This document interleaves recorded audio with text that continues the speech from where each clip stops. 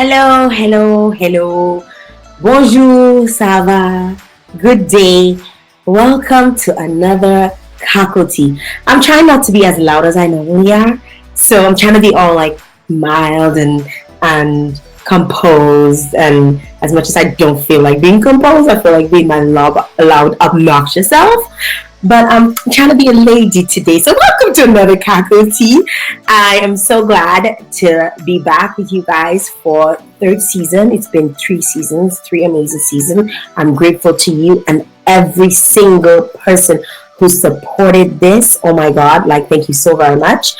We have a new show. I see some people are coming in. Let me know you locked in. Let me know where you're viewing from. I'd like you to send me, say something, man. Let me know you're there. You know, I like to feel warm. And you letting your presence known makes me feel warm. So go ahead and let me know that you're locked in at any time. So I was saying yesterday we were supposed to have a show, but that didn't happen because my guest wasn't feeling 100%. And you know, things like that happen now and again. I wish us her a speedy recovery, but we're ready for today. And today we have Michael Lees on with us. I'll tell you a little bit about the background, how I got him on the show and all of that. You know, I like to do that. Hey, Brooklyn is on. Hi, Kelsey. Brooklyn is locked in. Yeah, Brazil is locked in. Michael Wild and all his people. Brazil is locked in. Nick is on. So I see your all his people are coming on, and big up to you. Let me get right back to how I got this young man on my show. So we kind of like fast track. We kind of found that out after the fact, or realized that after the fact. But when he was actually in the editing process of his film, he sent me an email asking me for footage, because I had a lot of footage that I'd collected, you know, during Hurricane Maria and after the fact as well. And he's like, oh, if you have anything, because Uncle Paul, big up to you, Uncle Paul, Greens Wholesale, told him that I had a lot of footage and stuff. So he sent me an email asking me for that. Fast track to today. He launches his amazing film called Uncivilized. I have not seen it yet, but I will see it soon. I'm just going based off the trailer only. It looks lit. Okay? Like it looks like a must see. And I'm hoping that Netflix and other networks can pick this up, because I think everybody needs to see this film. Right? So he launches his film, and I am like bawling on Facebook. Oh my God, this, I really wanted to see this, and I'm going on, and I messaged Sheldon, and I was like, Sheldon, I need to get this guy in my show, give me his contact number and whatever. And then I tried to contact him, and I was like, contact him. Boom, we made the connection, and he made space in his schedule, because you know, filmmakers have a crazy schedule. They could be filming at any moment, at any time, anywhere in the world. And I'm so grateful to have Michael on with me today on Cacoa Tea. New York is in the house. Alexandra is from New York. That's one of his peeps. Alex is on. Gloria McLawrence is on. Guys, thank you so very much for tuning in. Don't forget to hit the share button. Share that link so other folks can see. We want to make Uncivilized uncivilized. Like literally, we want to capture and captivate the entire world with this amazing young man. And he's coming on. He's here. He's standing by. He's trying to look all studious and everything. No, he did not. But he's standing by, waiting to come on. I just want to welcome him on at this time. I want to say a special good day. Hi, Michael. Hey, Jael. What's up? I'm good. How are you? Classic. Good. See, all your pips are coming on.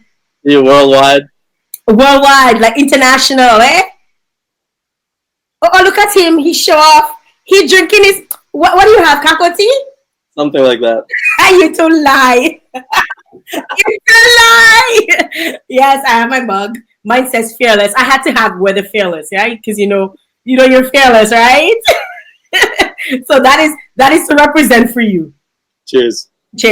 Yeah, so welcome, Michael. Thank you so very much for taking time out of your schedule to be on the show. I really, truly appreciate it. Thank you for having me.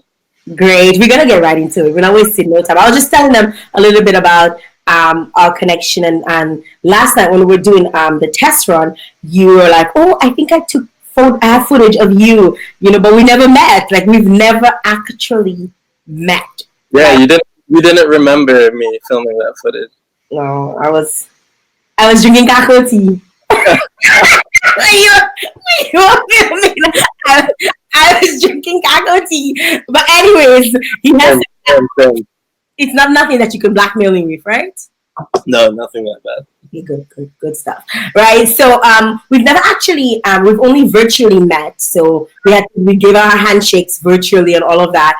But I just wanna, congratulate you on your film, and for all the work that you've done to put out this film as a young man in Dominica. Sometimes it's hard to get stuff especially when you're involved in the arts, get it out there in the Caribbean, in Dominica specifically. And I know it was a bold step for you, and I must commend you. And I also want to big up my Dominican people because they have been supportive of Uncivilized. So big up to all my Dominican people who've supported you on your venture. I like to get straight into things. And a lot of times, people, this is something I do every single show. I like to get my guests to tell us who they are instead of me assuming. And sometimes who you think you are is not what the world thinks of you. So I like my guests to set the record straight. Who is Michael? Good question. I would say just a guy that has a lot of questions, and I've turned asking questions into my career. A guy who has what questions? What are some of the questions you have? What are we doing here? What's the point of life? Where do we come from? What's the best way to live? Especially living somewhere like Dominica, like what is the way forward? You know what I mean? We've been told what is those are like development and forward, and trying to figure out, I guess where the answers lie. I wanna interact with your with the audience who's coming on. Alexandra Depsty, who is in New York, she goes, shout out to Jael's brows, 10 on 10.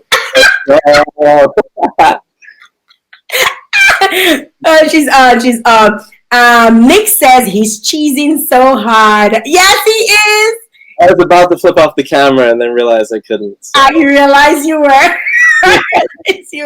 And Kelsey is saying Michael. I guess she's shouting Michael out loud. Gloria is saying hi all. You just want to, just going through the comments here, the people who are logged in, guys, and keep on sharing, and I will be sure to take the time out to view your comments. Michael, you have an accent, so clearly you're not completely Dominican, so to speak. I mean, I have an accent, but I feel like I'm completely Dominican. So, where are you from? What's your background? I get asked that question a lot wherever I am. I was born in England. My dad is white English from Newcastle. My mom is originally from Barbados, but she grew up in England from the time she was about 5.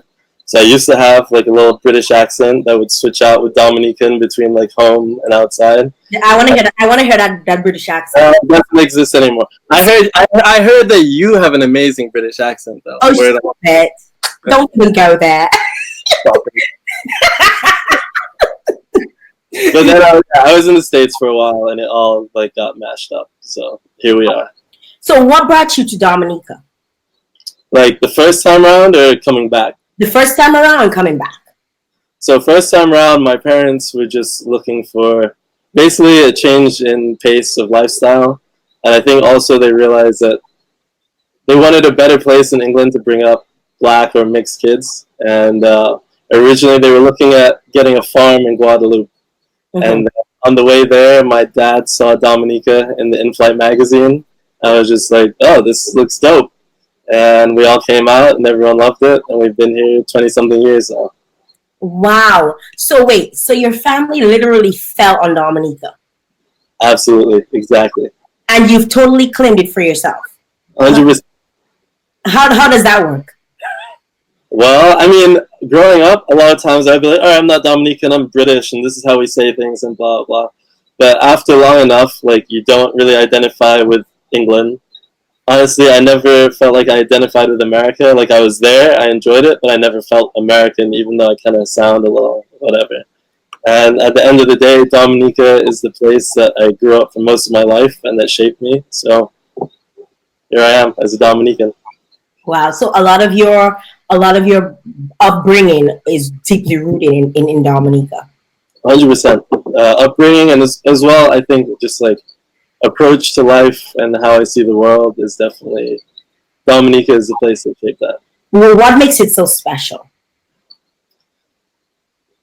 I think so. Actually, a couple of people that are watching right now have visited, and they know Dominica is just like a very particular place. Like, I mean, in a way, we're one of the least developed islands or even places on this side of the hemisphere, but we have unspoiled natural beauty, and we also have a sort of pace of life where everyone has time for each other. So I don't know. It's the complete opposite to what you think of like big city life. Like you don't have all those amenities, but all those other very like soul nourishing things we have here. Oh, that's nice. That's nice. Good promo for Dominica. Eh? DGA here. Now you mentioned, okay, obviously we can hear the American accent. So you've lived abroad. Why did you move to America? School, basically. Um, I mean, originally the idea was I would go back to England, but we'd been out of England for so long that there were no. It wasn't like you were getting in-state rates anymore. So basically, just went with America. So you had a choice and you chose America. And what did you go out there to study? Well, and so actually, some of these guys here were in the business school with me. I went there to study business, and I did that for the first 2 years of college. And I was always interested in sort of like the social aspect, social impact of business. Mm-hmm. And class would always be like, "Oh yeah, we'll get to that at the end of the course," and we never ended up getting to it. And I had an entrepreneurship course that was really good. And one, it made me realize. Shout out to Jim Kitchen.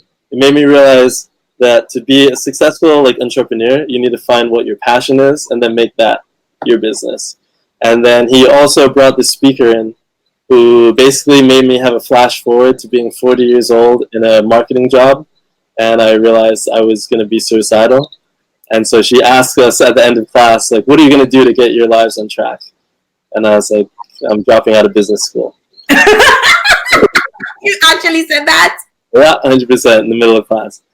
And when from there, I was kind of hedging between film and philosophy. But then I was like, you know what? One, you can't make any money with philosophy, and two, it's almost like you're sitting on the sidelines thinking about life rather than doing it. And film to me offered like an opportunity to keep asking questions and be interactive and do things while still getting to ask, all the questions.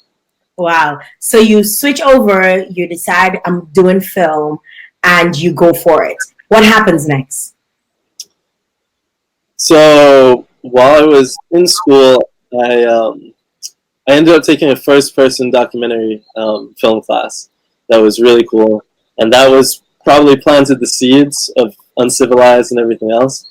And actually, there's a guy who's blowing up right now. His name is Eric Pickersgill, and he's been doing all these photos basically of people living regular life, and it's like they have their smartphone, but the smartphone is removed in the picture.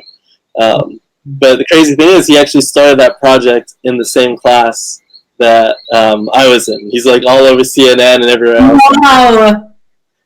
But yeah, I guess that planted the seed, and even my project in school was about trying to find a sustainable culture. Thinking about Dominica, thinking about development, thinking about what was good in America, but what was missing and what we had in Dominica. And so, I mean, that was a student documentary, but I think that was also laid the groundwork for the same kind of themes that I was interested in doing Uncivilized. So when did you decide in your mind that I am gonna go out to live in the forest. Well, Americans call it forest. We call it bush, right? We call it bush. I call it jungle, but we call it bush, right? When did you decide that I'm going to go live in the bush for 6 months?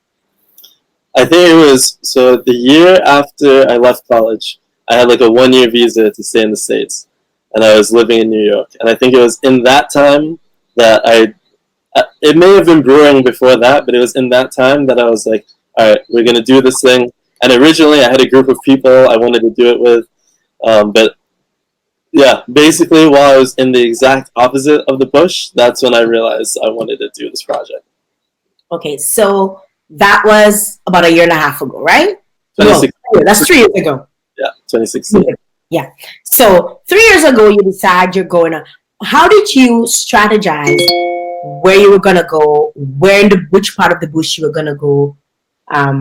Where in the like? I mean, it. Dominica has so much bush. Like, how did you decide where you were gonna go? What was important to you in deciding where you actually go for the 6 months? Yeah, I mean, a really important thing was being close to rivers, but also far enough from the river. And the Rosalie area is also an area I'm familiar with. Originally my plan was like, I just want to be able to roam all throughout the country, da, da, da. And then it's like, all right, you run into issues of national parks, private land, da da da da. So Rosalie ended up being a good spot, and I ended up going and scouting it out. And then I was like, all right, this is where I'm going to do it. Okay, so you decide I'm going. You decide on a date. You picked a date. What did you decide next? What do you mean? From where? What did you decide to take with you? Were you gonna Uh, like what was going through your mind? Preparing for this. so originally, I actually wanted to do it like complete Stone Age style. Like my plan was like, because I always met like communities and stuff that were like, oh yeah, we're like living this like kind of lifestyle, but I'm like, yeah, but like you have cars and you have like money and all these things. So I originally wanted to do it like straight Stone Age style, but I was trying to get funding to go and do a course with a lady that could like teach me this stuff up in Washington State, and it didn't happen. And so I ended up having to compromise. Like I decided, like I didn't bring a tent. I went in there without a tent, but I did bring. I brought a solar panel and some power banks to charge basically my camera gear and a laptop to transfer footage. I brought some basic camera equipment. I brought a knife, a machete, a lighter, and some dry bags to keep myself dry, and a couple clothes and like a couple towels, and that was pretty much. Oh, and some books. I brought up. So I'd never actually read the Bible before. I brought the Bible with me. Why did you read the Bible? Well, so I brought the Bible. I brought Buddhist scripture, and I brought the Bhagavad Gita, which is like a kind of like a Hindu Bible.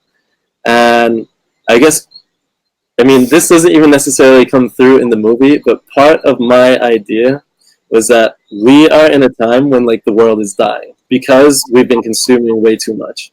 So part of this whole project was, can I go out here and live this minimalist lifestyle? And this minimalist lifestyle is something that our ancestors used to live. And so is it possible that we could have like had a different world where everyone could have been satisfied with what they had in the beginning instead of wanting more? And I think like those kind of spiritual texts are all about that, like not getting caught up in the material transient world and finding some sort of like deeper connection to life and everything else. Deep. You could have totally been a philosopher. So you go out in the bush out there in Rosalie. What is your first couple of days like? The first 3 days. Give me a rundown of the first 3 days. So I can definitely remember the first day was running around trying to like find somewhere to build a shelter in time before nightfall, and that doesn't quite happen. I end up making like a stick and leaf hut, but I only managed to thatch one side of it, so the other side is completely open. And it was actually interesting. That first night, I had a lot of reflection just about family and everything else. I think the next couple of days were trying to finding coconuts, finding firewood, and then probably on day 3 or 4, trying to go out and like catch some crabs and like cook a proper meal. So what did you actually have for food? Like you had besides crabs, just crabs? No, so a lot of coconut. I'll tell you, I've probably eaten a lifetime's worth of coconut, and that's like 3 months. I ate a lot of coconut. I had crab, fish, and the occasional crayfish, and then also luckily there was in that area there was like a patch of abandoned dasheen. So which was definitely clutch. But like you dig up three and three would be rotten, and the fourth one would be good. But that was sort of like what I sustained myself on in the beginning. I ended up finding a couple of orange trees from like a leftover plantation, and then as time went on, I like how you say leftover plantation. You know what people land you were, right? Definitely, there was a couple of leftover orange trees. I promise. But then after that, I did expand, and like I would go out to like farm roads and get some like farm produce and stuff. So like other fruit. Once I realized I could sustain myself off of just that, I was like, all right, but it would be more interesting to show the different fruits and everything else. So did you have a pot? Like did you have a pot to cook in? Like how did you cook? How did you make it? Or were you just eating it raw? So a lot of barbecue. I constructed a barbecue out of like taking a bamboo and just like making the strips and laying that across and using that as my barbecue. And then I tried to cook callaloo. It didn't work out too hot, but essentially taking a bamboo like this way and then shaving off the top, so then it was just bamboo is hollow. Mm-hmm. So then that over the fire and cooking in that. The only problem is you can't really cut up dasheen leaf that fine with just a knife without like a blender or a mortar and pestle. So like I tried to do it. I made coconut milk in the most disgusting way. I hope you don't judge me too much, everyone. But I had a pair of boxers that ripped, so I couldn't wear them anymore. So what I would do after they were clean, I would chew up the coconut, the hard coconut, spit it into my old boxers, and then wring out the milk. So I had my coconut milk, I had a couple little like forest seasonings, I had my crab. I tried to chop up my like dasheen leaves to make my callaloo, but it just ended up being like milky water with leaves floating in it, which is not the best.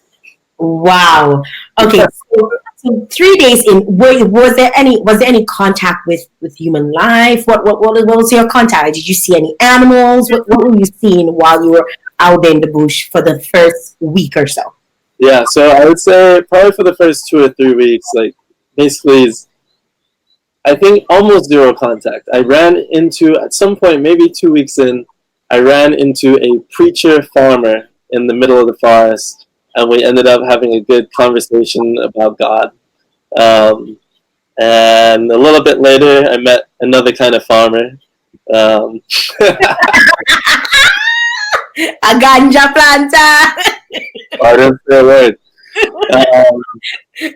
Yeah, and then a little bit later on down the line, there was a biology conservation group hanging out at the Eco Lodge, which was not too far away, and they would come through the forest looking at things. So every so often, I'd run into some like Americans catching birds, and that was it. But for the most part, it was just basically me on my own with a lot of time on my hands. What did they think of you? Or at least what did they say to you about what you were doing? Honestly, I don't know. I don't remember. I don't know. I mean, basically, it's funny. Everyone was like, everyone except my very close friends, some of who are tuned in right now, everyone else was like, you're crazy. Until now, I come out with a film, and everyone's like, man, I believed in you. Like, that was so cool.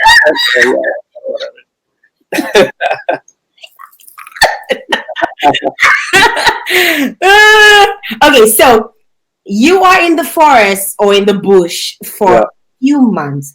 then somebody comes up to you and tell you something is about to be completely different, or something's about to happen. Tell us a little bit about that conversation. So it was a guy who was working at Three Rivers at the Eco Lounge, and he knew I had like maybe about 3 or 4 people that knew where I was. And so he comes out and says, there's going to be like a category 2 or 3 hurricane, 50 miles per hour, which I don't think is right, actually. But yeah, that's basically what he came out and told me in the morning. And I was trying to figure it out. I was like, all right, 50 miles per hour, what's that in a car? But it's like not a car, it's wind, so like I should be fine. But then I was also like, you know what, like part of this project was about living with nature, like the good and the bad. So I was like, nature's been so good to me all this time. I can't just like run away now that like it's getting a little precarious. So I decided to stay, and my plan of attack was basically there was a coconut like tree top that had fallen down maybe just that day or the day before. So I went and I got the big palm fronds to weigh down on my hut and weatherproof it. Okay, so you're aware that there's a storm coming through, somewhat 2 or 3 categories coming through. How do you prepare yourself besides like what happens to your clothes, and what did you do with your, because you have equipment, I mean, like, what did you do when you realize, hey, I might get a lot of rain, I might get a little wind? What did you do then? Yeah. So actually, it was really lucky. Like maybe about 2 or 3 days before that, like my shelter had been leaking so badly that I had to kind of like do a little redesign. So I had redesigned my I'd redesigned my hut in a way that I dug some channels around it, like little moat and like gutters and stuff. And then also up the river, I found someone had chainsawed like a tree, so there were some planks of wood.